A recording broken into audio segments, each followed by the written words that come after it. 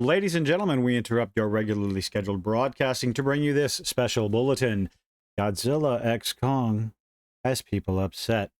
And, well, honestly, I can kind of see a numerous little, I guess, sides of the whole thing, but the argument in favor of and against, I don't know. I think the side against these criticisms, I don't think they're doing a very good job. Now, I do have some criticisms. I'm a bit of a Godzilla fan myself. That was dumb. I got kids. They absolutely love it. Loved Godzilla -1. I'm enjoying Monarch, Legacy of Monsters right now.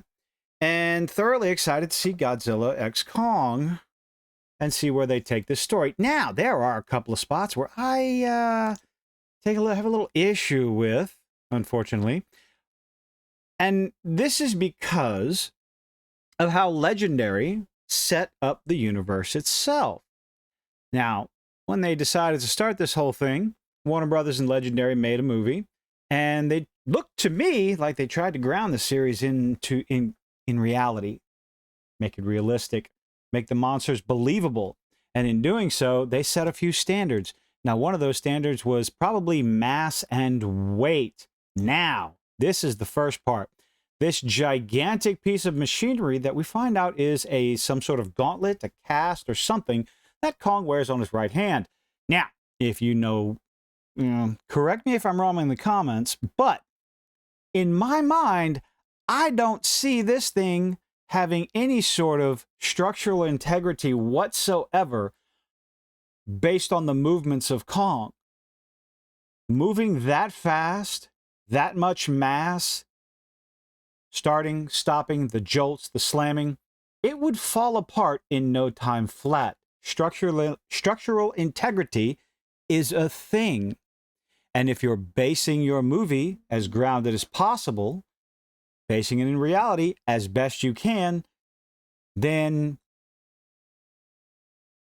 we have to be able to believe it by what we see on the screen. This is what you started. This is what you have to live with. Now, if you want to give us some campy little cartoon style, like the old Godzilla movies where he's flying around on his tail or throwing buildings, well, then you need to establish it like that. Otherwise, you're going to be criticized just like this. Now, other parts I did actually enjoy the trailer. I didn't mind it. People are complaining. What's the next one? 2024. Let's move a little forward in the trailer because I don't feel like having to deal with getting hit with cop. I am interested to see where this story goes, but we move on. Can't do it by yourself. New Empire, pretty colors, humans, peoples, and then let's back this up just a little bit, shall we? To Godzilla, and some would say pink, purple, light purple, dark pink, or whatever. Oh my goodness, the complaints coming out of both sides. Godzilla, why is he pink?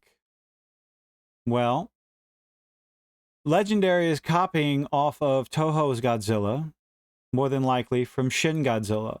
And I believe a lot of people have talked about how 2000, Godzilla 2000 had the same color dynamic. The idea that a fantastical science fiction lizard created by radiation could have anything to do. You know what? If you want to see Godzilla as some sort of ally or icon, you go ahead and be my guest. It's in the long term, it doesn't really matter. But if you're going to sit there and say that because Godzilla's fins are this particular color, that the franchise is woke, the movie's going to be woke, Godzilla's ruined, you may need to reevaluate yourself. I'm sorry. You're going to come across as no better than the people you rally against. And that's never a good thing. Now, never been bothered by the colors. I am curious as to what the reason is. My first thought was, okay, they copied off of Shin Godzilla. Cool. Interesting. Neat. Where's the story going to go? That's always been my argument, my complaint, my question.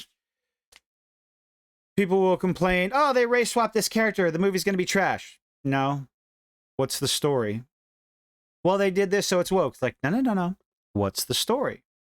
Is there a hero's journey? A legitimate bad guy? Are the characters interesting? That's all I care about. I couldn't care less about anything else. Strong female protagonist. Okay, cool. What's her character like? People seem to be forgetting these issues and these questions. I understand you want to put them up as a red flag. Make a note. Wait for someone else if you're not interested in giving these studios money for their previous history, which is also, again, another red flag. What the studios come out and say while they're going on their little promotion tours, make notes of that if there's anything questionable. But to completely condemn a movie based on a little 2.5-minute trailer, or in the case of some video games, a 90-second trailer, you get to come across as foolish, at least in my opinion. Now, what else? Now, there is one major thing that I do take issue with. A second, I guess. It comes out later on in the trailer. I'm interested. I'm curious. I am definitely curious about this. I will be seeing this. I might even see it in the theater. I don't have a choice to see this in the theater. The nice little pan up Godzilla's back as his spines electrify, radiactify? I'm going to make up a new word. Radiactify. There we go. Always impressive. Always enjoyable. Godzilla -1 was fantastic. Go see the movie if you haven't already. Turn around, blasting it. Here comes Kong with the mighty roar, the blast.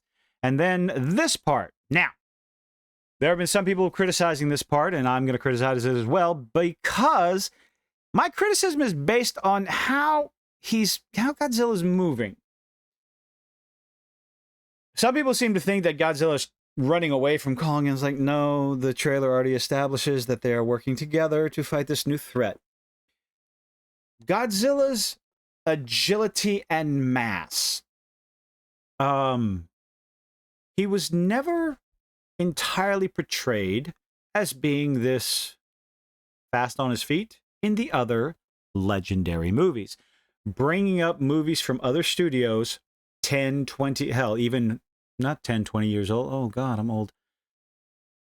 Some of the older Godzilla movies where he's shooting a beam on the ground to fly off into space, or the ones where he's performing martial arts against the monster, or where he's flying across the land on his tail.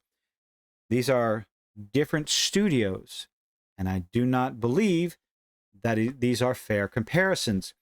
You compare this Godzilla to the other legendary movies. Legendary established that his mass, he does not move quite so fast. One argument in favor of him moving this fast is he has been in hibernation and lost a good bit of mass. But I just don't. Same argument I have against this gauntlet right here being able to withstand any sort of jarring whatsoever. Something that size, being moved around that fast, would put entirely too much of a strain on the bolts, on the welds, on anything like that, for it to remain structurally sound in any way, shape, or form. Offshore platforms don't go barreling out to sea at 100 miles an hour because they would simply fall apart. Now, if I'm wrong, correct me in the comments. Show me receipts. Show me where I can go look this up, because this doesn't make sense to me. The legendary movies were supposed to be more grounded in reality, more believable. The term verisimilitude. Something you see on the screen, you believe it can happen.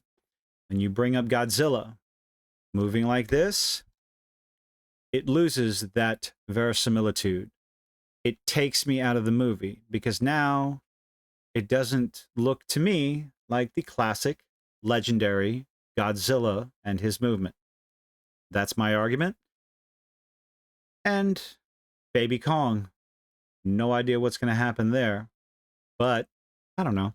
I'm still going to go watch the movie. I'm going to still judge it based on the movie itself, the story itself, the action, the effects, Maybe they can learn from Monarch, and maybe they can learn, maybe Legendary can learn from Godzilla -1 and actually put an interesting human element in the movie instead of just a set piece to get the monsters from point A to point B. But hey, what do you think about this whole nonsensical controversy surrounding a 2.5-minute trailer? Godzilla is LGBTQ plus ally because his fins are pink, because heaven forbid they didn't copy off of a single other Toho movie. He's moving too fast. Anyway, let me know what you think in the comments. Leave a like, leave a dislike. I appreciate you making it this far. Hope to see you on the next one.